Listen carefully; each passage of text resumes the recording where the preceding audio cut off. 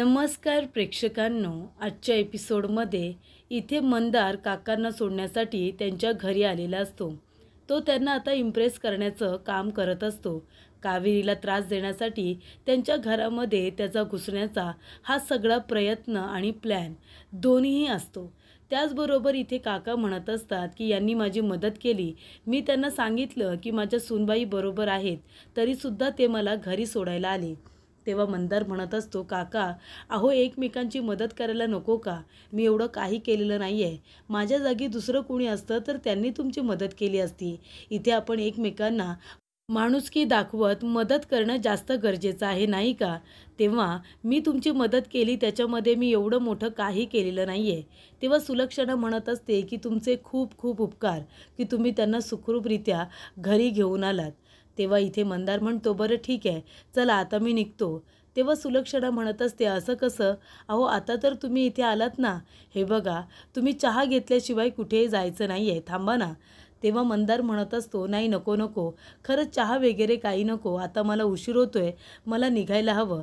तेव्हा इथे काका म्हणत असतात, हे बघा मगाशी मी तुमचं ऐकलं की नाही, तुम्ही मला घरी सोडायला आलात, मग आता मी तुम्हाला सांगतोय की चहा घेतल्याशिवाय जायचं नाही, हा माझा तुम्ही आग्रह समजा. तेव्हा सुलक्षणा म्हणते की तुम्ही इथे आमची किती मदत केली आहे तुम्हाला नाही कळणार, तुमचे खूप उपकार आहेत आमच्यावरती, तुम्ही चहा घेऊन जायचं. तेव्हा यमुनाला आणि इथे विद्याला चहा नाश्त्यासाठी सुलक्षणाने सांगितलेलं असतं. तेव्हा इथे काकांना शोधण्यासाठी कावेरी आणि यश दोघेही बाहेर पडलेले असतात आणि ते पूर्ण प्रयत्ननिशीत काकांना इकडे तिकडे शोधत असतात. त्यानंतर इथे मंदार आपल्या नाटकाला सुरुवात करतो. आपण किती बिझी आहोत हे दाखवण्याचा प्रयत्न करत असतो. त्याला एक फोन आलेला असतो आणि तो फोनवरती बोलत असतो की हां बोला ना. हो मी मीटिंगला येऊ शकलो नाही कारण माझं एक महत्त्वाचं काम होतं. मी कुणाला तरी मदत करण्यासाठी इथे आलो आहे. तेव्हा इथे लगेचच मंदार म्हणतो, काय माझा लॉस होईल? अहो लॉस झाला तर होऊ दे ना. इथे कुणाची तरी मदत करणं महत्त्वाचं आहे की इथे माझा लॉस होतो आहे ते बघणं महत्त्वाचं? लॉस झाला तरी चालेल, पण ह्युमॅनिटी महत्त्वाची, असं आता मंदार म्हणत असतो. तेव्हा इथे हा माणुसकीला किती महत्त्व देतो, आपल्या कंपनीला तो इतकं महत्त्व देत नाही आहे, किती चांगला माणूस आहे, असं आता काकांना सुलक्षणाला वाटत असतं. तेव्हा प्रेक्षकांनो, इथे मंदार आता म्हणत असतो की माणुसकी सगळ्यात महत्त्वाची असते, कंपनीतला लॉस काय नंतर भरून काढता येईल, बरोबर की नाही? तेव्हा इथे चहा घेतल्यानंतर मंदार म्हणतो की बरं चला काका, मी पण आता निघतो. ऑफिसमध्ये माझ्या काही मीटिंग्स पेंडिंग आहेत, त्यासुद्धा मला केल्या पाहिजे. आणि तो मुद्दामून आपल्या हातातलं किचन तिथे ठेवतो आणि इथे काकांचा आणि काकूंचा आशीर्वाद घेऊन तो आता जायला निघतो. सुलक्षणाला तर मंदार खूपच जास्त चांगला वाटत असतो, पण त्याचा नेमका हेतू काय आहे हे अजून कुणालाही माहिती नाही आहे. तेव्हा सुलक्षणा म्हणते की जा बरं यमुना, जरा त्यांना सोडून ये जा. तेव्हा ती बाहेरपर्यंत त्याला आता सोडायला सुद्धा जाते. तेव्हा इथे सुलक्षणा म्हणत असते की बघा, म्हणजे मी तर म्हणते की बरं झालं तुम्ही सुखरूपरित्या घरी आलात, त्या मुलीबरोबर जायची तुम्हाला काय गरज होती? तेव्हा सुलक्षणा म्हणते की बघू दे किती लागले तुमच्या हाताला. तेव्हा काका म्हणतात, सुलक्षणा अगं एवढं काही झालेलं नाही आहे. तेव्हा ती म्हणते, आता तुम्ही काही बोलू नका, मला चेक करू द्या. तेव्हा इथे मंदार आता दारामध्ये येऊन उभा राहतो आणि म्हणत असतो की कावेरी, इतकं मोठं श्रीमंत घर शोधलं आहेस का लपून बसण्यासाठी? पण तू आता कुठेही लपून बस, तुला तिथे मी शांतपणे जगू देणार नाही, असं मंदार म्हणत असतो. त्यानंतर इथे आता फर्स्ट एड बॉक्स मागवलेला असतो विद्याने. तो बॉक्स आणून दिल्यानंतर इथे सुलक्षणा काकांच्या हाताला जिथे लागलेलं असतं तिथे पट्टी करत असते. तेव्हा विद्या म्हणत असते की मा, मी काय म्हणते, आता मी यश भाऊजींना फोन करून सांगते की इथे बाबा घरी आलेत म्हणून, काका घरी आलेत, मी हे त्यांना फोन करून सांगते. तेव्हा विद्या यशला फोन करते आणि म्हणते, यश भाऊजी तुम्ही आता लवकर घरी या. अहो इकडे काका घरी आलेत आणि ते सुखरूप आहेत, एकदम व्यवस्थित आहेत. तुम्ही आता इकडे तिकडे शोधू नका, तुम्ही डिरेक्टली घरीच या. तेव्हा विद्याने हा मेसेज दिल्यानंतर यशला खूप आनंद होतो. यश म्हणतो, काय बाबा घरी आलेत? बरं बरं ठीक आहे, आम्ही लगेचच आता घरी येतो. तेव्हा इथे कावेरीच्या जीवात जीव येतो की आता काका घरी आलेले आहेत हे तिला कळलेलं असतं. त्यानंतर मंदारने ऐकलेलं असतं की आता कावेरी आणि यश दोघेजणं घरी येतील. तेव्हा तो जेव्हा जायला निघालेला असतो तेव्हा काका त्याला म्हणालेले असतात की थोडा वेळ जर थांबला असतात ना तर माझा धाकटा मुलगा आणि माझी मोठी सून यांनासुद्धा भेटून गेला असतात. तेव्हा इथे मंदार म्हणालेला असतो की त्यांना भेटायची तर माझी खूपच जास्त इच्छा आहे. तेव्हा इथे मंदार तरीसुद्धा तिथून मुद्दामून निघून जातो. त्यानंतर तो गेल्यानंतर तिथे यश आणि कावेरी दोघेही जण आता आलेले असतात. कावेरीला खूप टेन्शन आलेलं असतं कारण ती पहिल्यांदाच खूप दिवसानंतर काकांना आपल्याबरोबर बाहेर वॉकला चांगल्यासाठी घेऊन गेलेली असते. पण इथे आता खूपच मोठा गोंधळ होऊन बसतो.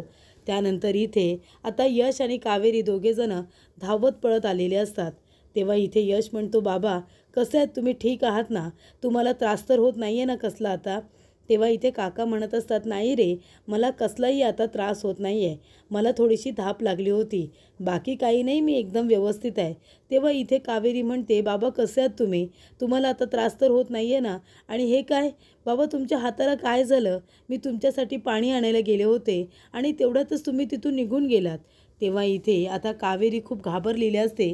ती काळजीनेच इथे आता त्यांची विचारपूस करत असताना इथे सुलक्षणा म्हणते, हो ग बाई हो, तुला तर खूपच जास्त काळजी आहे ना त्यांची, म्हणून तर त्यांना एकट्याला सोडून तू निघून गेलीस ना. तेव्हा कावेरी म्हणते, नाही मा, असं नाही आहे, मी बाबांना माझ्याबरोबर वॉकला घेऊन गेले होते त्यांना बरं वाटावं म्हणून. तेवढ्यात त्यांना धाप लागली म्हणून मी त्यांना एका बेंचवरती बसवलं आणि त्यांच्यासाठी पाणी आणायला गेले होते. मी त्यांना पाणी आणायला गेले आणि तेवढ्यातच बाबा तिथे नव्हते म्हणून मी त्यांना शोधायला लागले. मला खरंच माहिती नव्हतं की बाबांना इतका त्रास होतोय की बाबांना कुणीतरी घरी घेऊन आले. तेव्हा सुलक्षणा म्हणते, हे बघ, बास झालं तुझं आणि तुझी काळजी बास झाली. तू जे काही केलेस ना ते खूप चुकीचं आहे. आज तुझ्यामुळे त्यांना किती त्रास झाला असता कळते का तुला. तेव्हा इथे यश म्हणतो, मा तू जरा प्लीज त्यांचं ऐकून घे. तेव्हा इथे आता काका म्हणत असतात की हे बघा, तुम्ही जरा शांत व्हा मंडळी, या सगळ्यामध्ये सुनबाईची काहीही चूक नाही आहे, त्या माझ्यासाठी पाणीच आणायला गेल्या होत्या.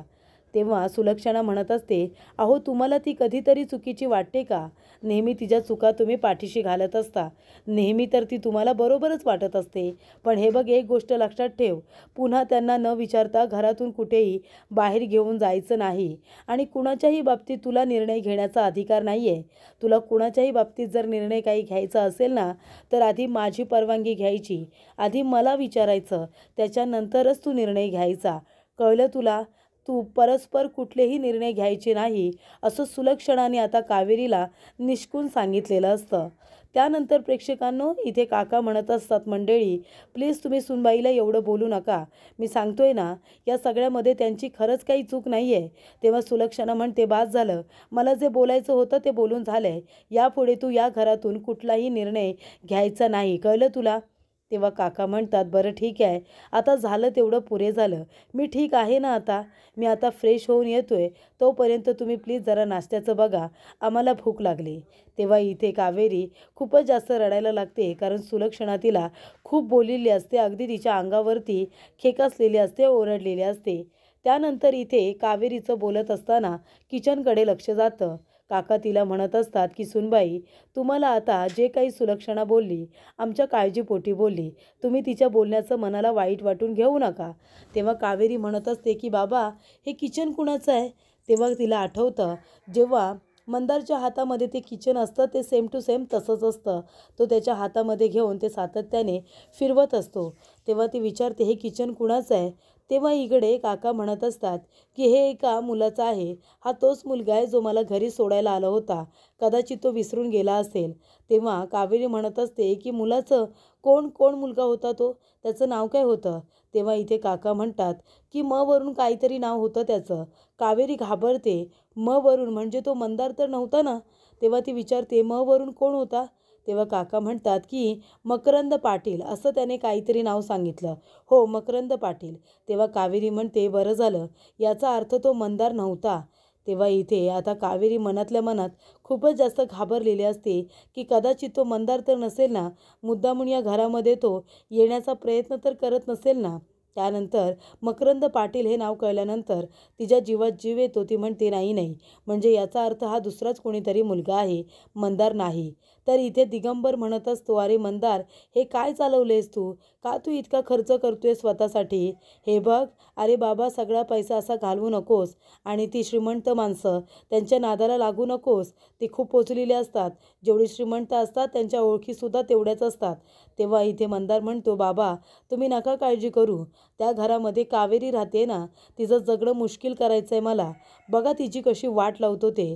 तेव्हा दिगंबर म्हणत असतो, अरे बाबा, तू तिला वाट लावायच्या नांदात जर त्या लोकांना कळलं ना की आपण कोण आहोत, तर ते लोक आपल्याला पोलिसांच्या ताब्यात द्यायला सुद्धा मागे पुढे बघणार नाही.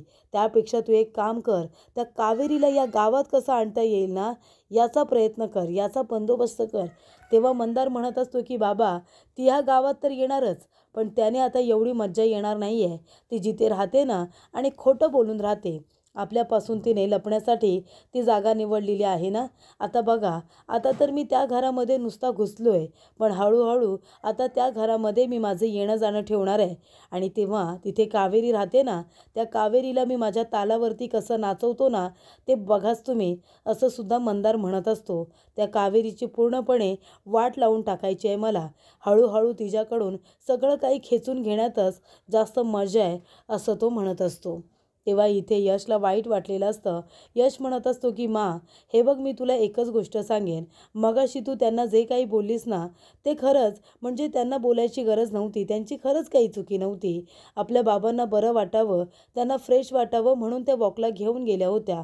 तिथे गेल्यानंतर बाबांना खरंच धाप लागली होती म्हणून त्या पाणी आणायला गेल्या होत्या. तेवढ्यातच बाबांना तो मुलगा घेऊन इथे आला.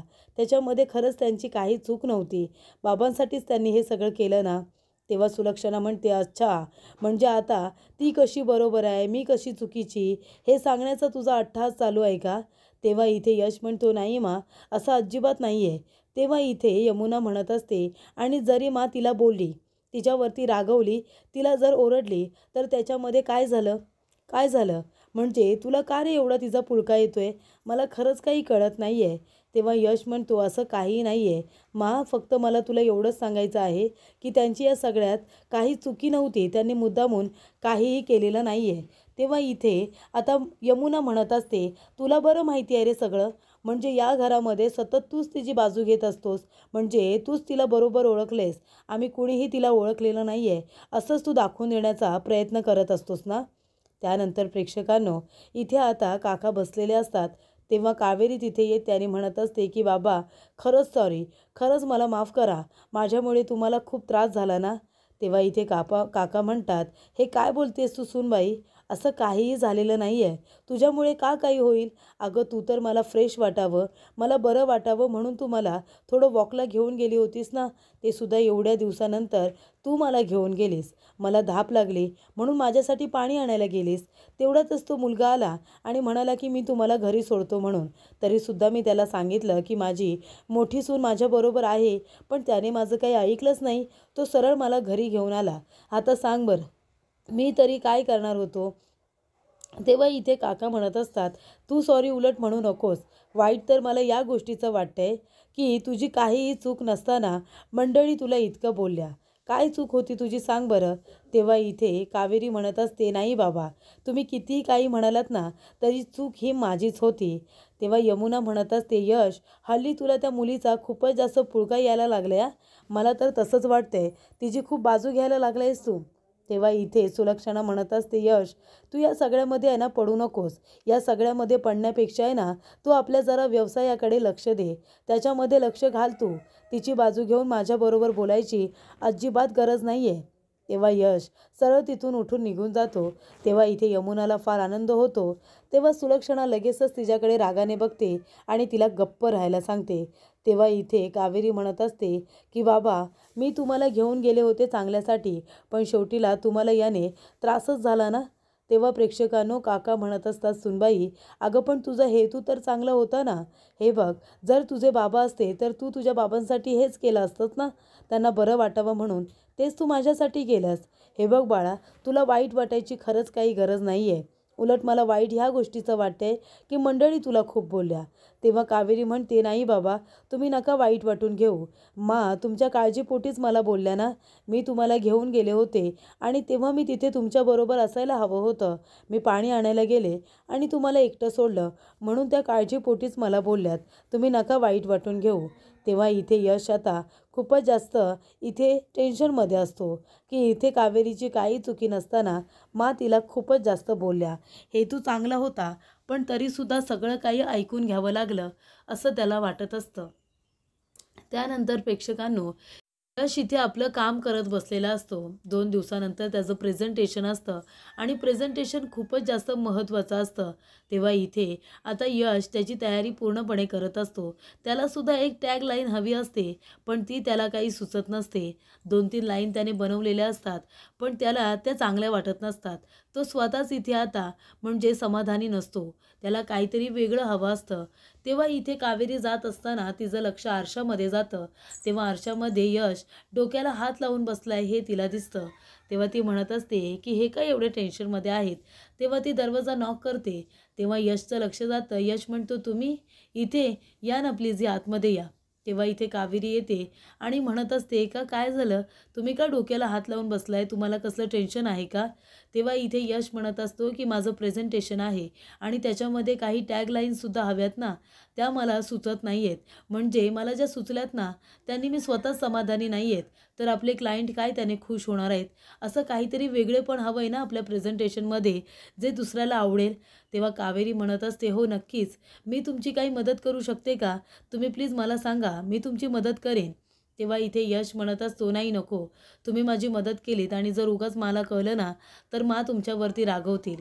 या घरामध्ये जसं स्वयंपाकघरामध्ये पुरुषांना अलाव नाही आहे, म्हणजे पुरुषांनी जाऊन स्वयंपाक बनवायचा नाही आहे, हे जसं या घरामध्ये नियम आहे ना, तसाच नियम असा सुद्धा आहे की पुरुषांची कामं इथे स्त्रियांनी करायची नाही आहेत. त्याच्यामुळे तुम्ही माझी मदत करू नका. तेव्हा इथे कावेरी म्हणते, पण हे बघा, मी कुणाला काहीच सांगणार नाही आहे. तेव्हा इथे यश म्हणतो, पण मला कळलं तर उगाच सकाळी तुम्ही खूप ओरडा खाल्लाय, तुम्ही पुन्हा तो ओरडा खाल. तेव्हा इथे कावेरी म्हणते, पण प्लीज तुम्हाला मदतीची गरज आहे आणि मलासुद्धा तुमची मदत करायची आहे. तुम्ही किती माझी मदत करता. तेव्हा यशला आठवतं की ज्या वेळेला उदयला मदतीची गरज होती तेव्हा उदयने कावेरीचीच मदत घेतलेली असते. कावेरीनेच एक टॅगलाईन सुचवलेली असते आणि ती खूपच जास्त माइंड ब्लोईंग असते. तेव्हा यशला ते आठवतं की मागच्या वेळेला कावेरीनेच इथे टॅगलाईन दिली होती. तेव्हा इथे कावेरी म्हणते, मग आताही सांगा ना तुम्हाला काही मदत हवी असेल तर. तेव्हा यश म्हणतो, नाही नको, मला सुचतंय का ते मी बघतो. तेव्हा इथे कावेरी म्हणते, हे माझी किती मदत करतात, मग यांना मदतीची गरज आहे तर मलासुद्धा मदत करायची आहे. कावेरी म्हणते, तुम्ही एक काम करता का, मी तुमच्याजवळ इथे एका मदतीसाठीच आले होते, मला तुमची मदत हवी आहे. आपल्या चिकूचे आहे ना डायपर संपलेत, तुम्ही प्लीज जाऊन डायपर घेऊन येता का? अगदी 10 मिनटं लागतील बस. तेव्हा इथे यश म्हणतो, बरं ठीक आहे, मी लगेच जातो आणि घेऊन येतो. तेव्हा इथे कावेरी यशचं लॅपटॉप उचलते आणि ते आपल्या रूममध्ये आता पदराच्या आड ते घेऊन येते. आल्यानंतर दरवाजा बंद करून ती इथे आता पूर्ण प्रेझेंटेशन चेक करते आणि जे काही आता प्रेझेंटेशनमध्ये आता यशला काही गरज असतात, आता जेवणाला येणार आईच्या हाताची चव, असं टॅगलाईन ठरवून त्याच्यामध्ये काही तिने आता ॲडिशन केलेले असतात, जे की खूप छान असतात, जे यशला आवडतील असे तिने करून ठेवलेले असतात. तेव्हा कावेरी इथे आता लॅपटॉपमध्ये काम केल्यानंतर पुन्हा ते यशच्या रूममध्ये आणून ठेवते आणि ती लगेच आपल्या रूममध्ये निघून जाते. तेवढ्या तिथे यश आता डायपर घेऊन आलेला असतो आणि तो बघतो तर काय, त्याचं लॅपटॉप उघडं असतं आणि कावेरी रूममध्ये नसते. तेव्हा त्याला आठवतं, तो जेव्हा डायपर आणण्यासाठी तिथून बाहेर पडलेला असतो तेव्हा तो लॅपटॉप बंद करून गेलेला असतो. तेव्हा इथे आता तो लॅपटॉप जेव्हा उघडतो तर त्याच्यामध्ये कावेरीने खूप सारे चेंजेस केलेले असतात. तर प्रेक्षकांनो, पुढील भागामध्ये इथे आता यशने प्रेझेंटेशन दिल्यामुळे इथे आता खूप मोठं डील क्रॅक केलेलं असतं. तेव्हा ते दोघंजणं, कावेरी आणि यश दोघेजणं एकमेकांना आता इथे हात मिळवत असतात, शेक हँड करत असतात. तेव्हा कावेरी म्हणत असते की तुमचं प्रेझेंटेशन खूप छान झालं. तेव्हा यश म्हणत असतो, पण ते माझ्या एकट्यामुळे शक्य झालं नसतं, तुम्हीसुद्धा मला मदत केलीत ना. तेव्हा इथे कावेरी म्हणत असते की मी सुद्धा एकदा एका प्रॉब्लेममध्ये अडकले होते, तेव्हा तुम्हीच माझी मदत केली होती. तेव्हा इथे आता यश म्हणत असतो की अगदी बरोबर.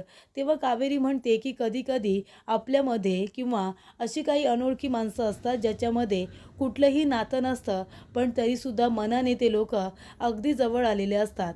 तेव्हा यश म्हणतो, अशी एक व्यक्ती माझ्यासमोर आताही आहे. त्यानंतर यमुना त्यांचं बोलणं चोरून ऐकत असते. तर इकडे ईशाची आता एक वेगळीच अवस्था झालेली असते आणि तिच्या अवस्थेला आता सुलक्षणा पूर्णपणे कावेरीला जबाबदार ठरवत असते. ती म्हणत असते की ईशाची जी अवस्था आहे ना ती तुझ्यामुळे झाली. आधीसुद्धा तिची अवस्था अशीच होती आणि आतासुद्धा तशीच झाली, फक्त आणि फक्त तुझ्यामुळे, असं सुलक्षणा कावेरीला म्हणत असते.